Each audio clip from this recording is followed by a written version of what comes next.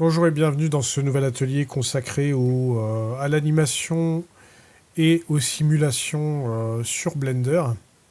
Alors je vous montre ce que l'on va réaliser ensemble.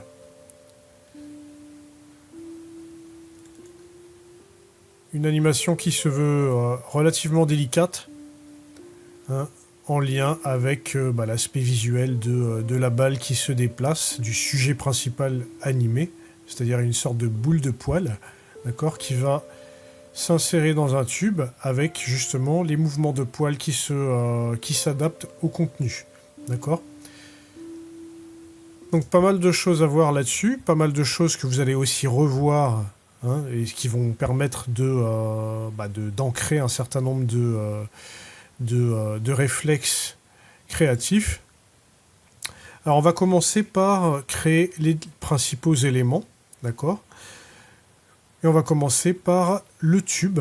Donc déjà dans Blender, je vais sélectionner tous les éléments par défaut et je fais Supr pour les supprimer. Je vais passer en vue frontale raccourci 1 et je vais créer le tube qui va bien. Alors pour le tube, on va partir d'une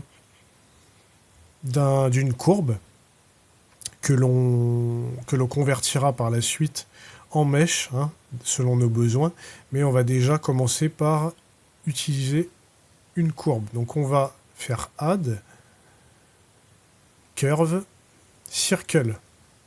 Je vais faire une rotation de ce circle sur l'axe X, RX 90 degrés, donc RX 90.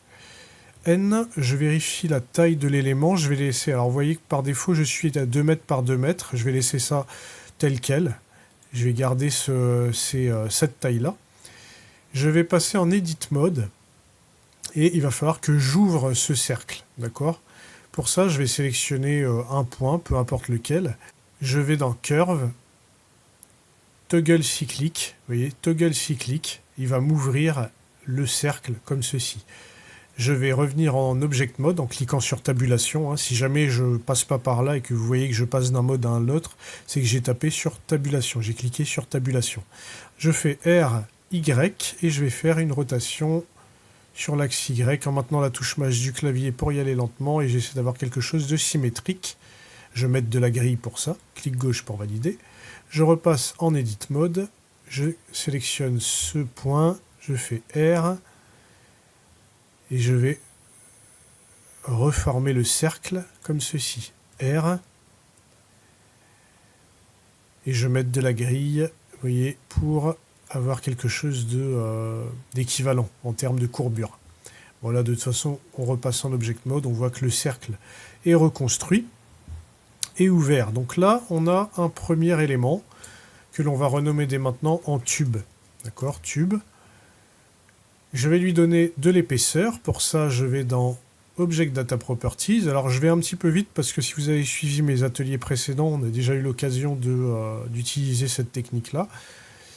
Donc, je vais dans les options donc, spécifiques à la courbe, donc Object Data Properties. Object Data Properties, c'est vraiment un menu qui s'adapte, hein, en fonction, les options ne sont pas les mêmes selon si vous avez une caméra, un mesh ou une courbe, d'accord ? Mais par contre, c'est dans cet onglet Data que vous allez avoir des options spécifiques. Donc là, pour les courbes, on va là-dedans.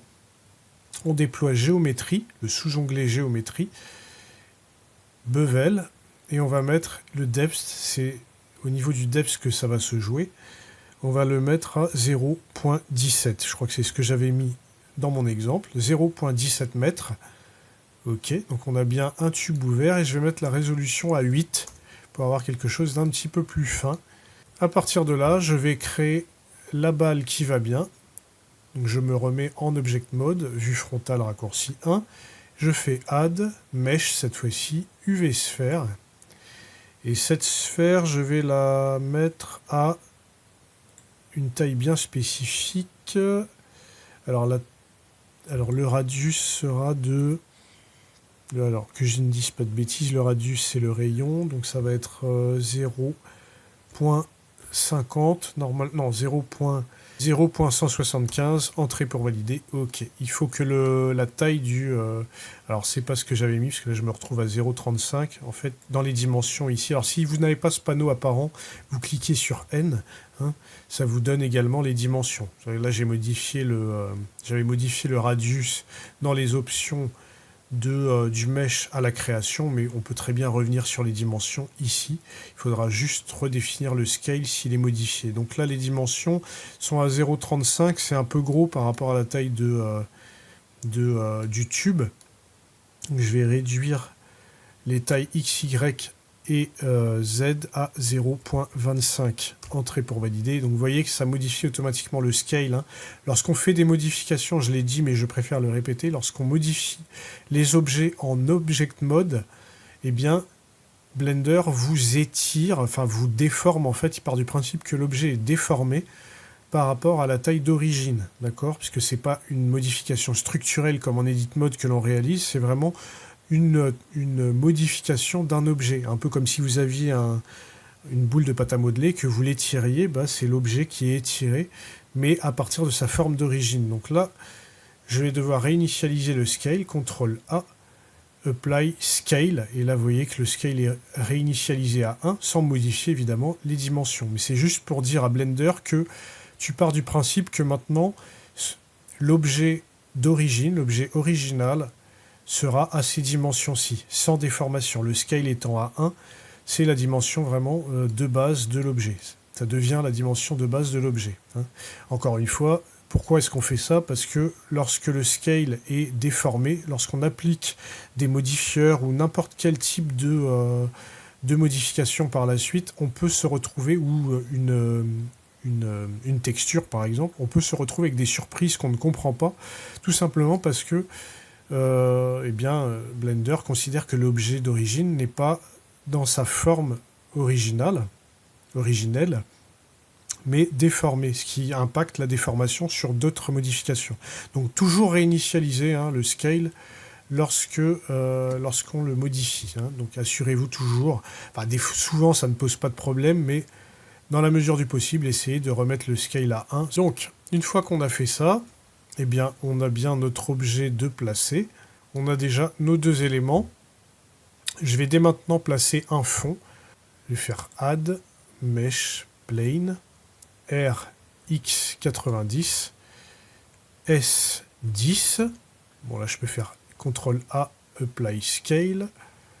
Je prends l'outil Move et je vais déplacer l'élément vers l'arrière. Je me place en vue frontale. Donc c'est surtout lorsque la caméra sera en place que l'on aura besoin de ce fond qui remplira le champ. Mais là, normalement, on a quelque chose qui devrait être suffisamment grand pour ce que l'on veut faire.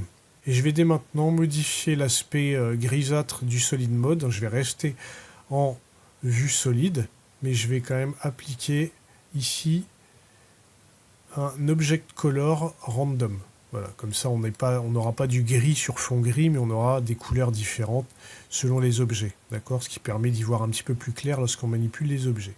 Voilà, donc on enregistre bien chacune des étapes en cours, et en les versionnant. Et dans l'étape suivante, on va commencer l'animation de base de notre objet. Donc je vous dis à de suite pour la suite.